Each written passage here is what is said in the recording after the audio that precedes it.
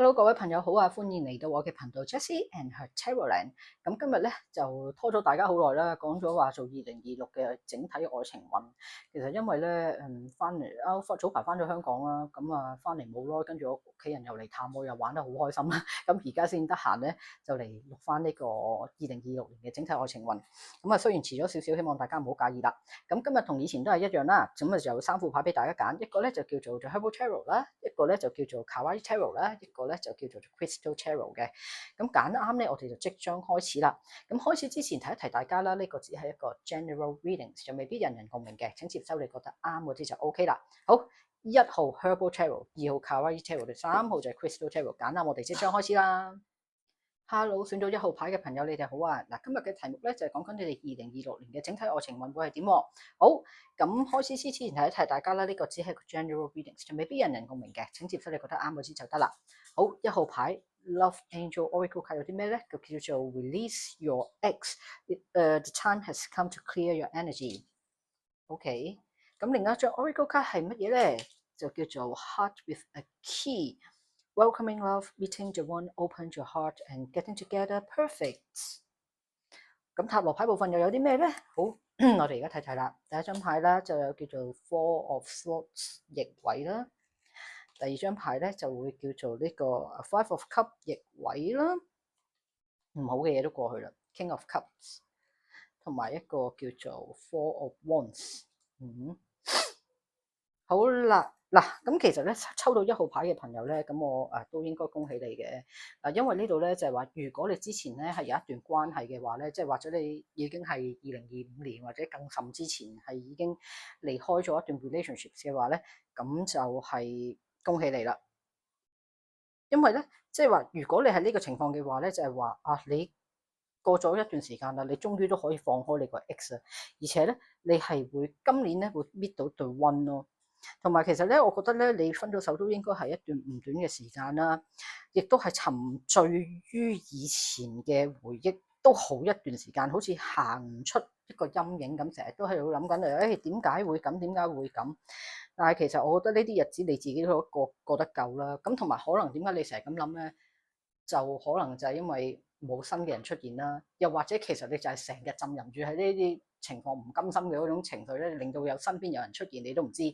不過2026年放心啦，你終於有個人係出現啦，而令到你咧終於都願意去放低以前嘅嘢，去重新開始啦。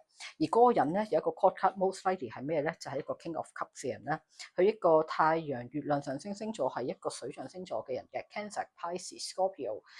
咁喺個咧係應該係比你年紀大少少、年長少少嘅人啦，可能係個 age gap 係會有3至5年或以上嘅個 age gap。你留意下睇下你身邊有冇個咁嘅人啦。如果今年有咧，就真係好重啦。Anyway，你今年會遇到一個應該係年紀比你大少少嘅人會出現啦，令到你咧終於都肯 open your heart 去重新接受愛啦。其實你有兩個4喺度嘅。其實如果你 Four of Wands、Four of Swords 嘅正位嚟講咧，就係話你係好攰，你休息。但係如果你逆位嘅時候，即係話你已經休息夠，你即係準備起身重新上路，重新去找尋你嘅愛，亦都你得到神仙眷戀咁樣樣咧，即係神仙般咁嘅愛情。其實2026咧，你哋今年咧就唔錯嘅。咁今年應該會揾到一個人。你亦都會同佢相處得非常開心咯，重新去感受翻呢個世界，出翻呢個現實咁樣樣咯。你會睇到好多唔同嘅嘢，因為你人有愛嘅時候咧，睇乜嘢都係好嘅，啲神仙眷侶咁嘅生活咁好似。咁啊，恭喜你啦！2026年應該就係今年啦，你愛情運咧就會轉變啦，會有一個新嘅人出現啦。咁啊，恭喜你！咁啊，唔重複咁多啦。咁就如果你中意我 reading，所以 like、share 同 subscribe 啦。咁如果想留言嘅，你可以直接留言睇下，我可唔可以答到你咯？有啲嘢，因為其實呢個 general reading 啫嘛。咁因為我又唔知你背景，實在都唔係好知，即係你覺得啱你咪聽咯。好，咁啊，多謝你嘅時間啦。咁我哋就下次再見啦。Hello，抽到2號牌嘅朋友，你哋好啊！咁今日呢個題目咧就係講緊2026年你哋嘅整體愛情運會係點？咁開始之前提一提大家啦，呢個只係個 general reading，就未必人人共鳴嘅，請接收你覺得啱嗰啲就 OK 啦。好，而家即將開牌啦。咁首先from the Romance Angel Oracle 卡度有啲乜嘢咧？就係叫做This could be the one you have already met a romantic partner you seek。即係你已經見到嘅喎。另一張 Oracle 卡咧就叫 Love Call，Someone express love，a message of love，thinking of you and letting you know。呢度啦，喂，你已經遇見咗嗰個人喎，恭喜晒啦！咁啊，塔羅牌部分咧，哇，Lovers 唔使講啦，你已經遇到啦，即係如果你睇到呢個牌嘅時候咧，你應該都已經遇到嗰個人啦。另一張牌咧就叫做 Four of Wands 啦，係一個好好嘅嘢嚟嘅，即係大家組織一個家庭。21號 The World Card 啦，Two of Pentacles，拜拜，逆位。正位嘅時候咧，就話你 indecisive 啦，你都唔知揀啲咩好啦。當你逆位嘅時候，即係話你已經都睇得好清楚啦，你應該知道係乜嘢。塔羅牌嘅 Major Arcana 21號咧有兩個，呢個6係 Lover，即係講到明啦，你今年一定會有愛情運，唔止愛情運，而且你應該去21號大牌最後一張 The World Card，你應該今年會結婚喎，朋友，組織家庭喎。其實咧，如果你睇到呢張卡嘅時候咧，你應該已經見到啦，因為佢話咧嗰個人已經出現咗啦，但係 express 咗一個 love 俾你未咧？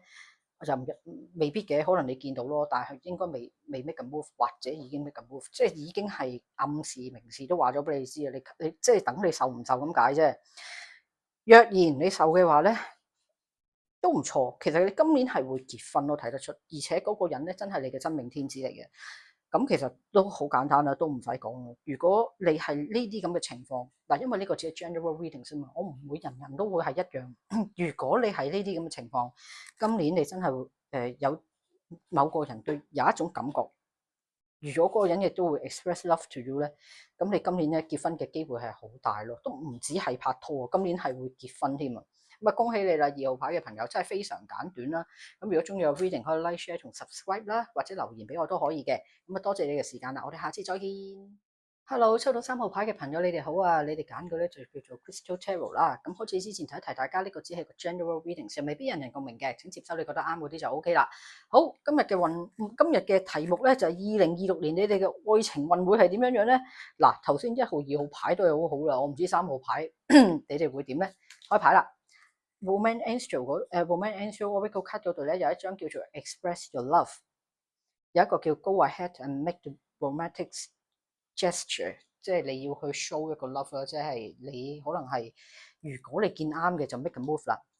第二張牌咧就叫 Hammer Sabotage Rebuilding Interrogations Repetitive Persistent Working on it。好啦，睇埋你塔羅牌我先講啦。愚者逆位啦 ，The Fool in Reverse。另外一張牌係咩咧？哇 ，Eight of Swords in Reverse。擺上啲先。Three of Coins and Six of Coins 逆位。嗱，3號牌嘅朋友咧，你哋嘅情況就有少少特別啦。其實係咪好定唔好咧？嗱，同你個牌顯示咧，今年嚟講咧，你係會見到一個咧你有興趣嘅人，而且咧你係好想去溝佢嘅，即係你會係 express 你個 love 啦。但係我睇到嘅係乜嘢咧？就我覺得你好似有少少盲中中咁樣樣咯，唔係盲中中嘅，或者嗰個人咧，你有興趣嗰個人咧，其實對你係有所隱瞞嘅。我覺得咧，你遇到嗰個人咧，其實可能咧，即係你有興趣嗰個人，可能佢已經係有一個另一半，而你喺佢面前咧，即係孔雀開屏嘅時候咧，其實佢冇話俾你知，佢應該係有一個另一半，佢係接受你嘅好意，而且咧，你可能自己入咗一個三角關係入邊，你係唔知咯。呢一個咧就唔係咁好啦，即係雖然你有中意嘅人，極力去爭取，但係其實嗰個人對你係有所隱瞞，佢係冇講到俾你聽，佢而家其實係有一段關係喺度。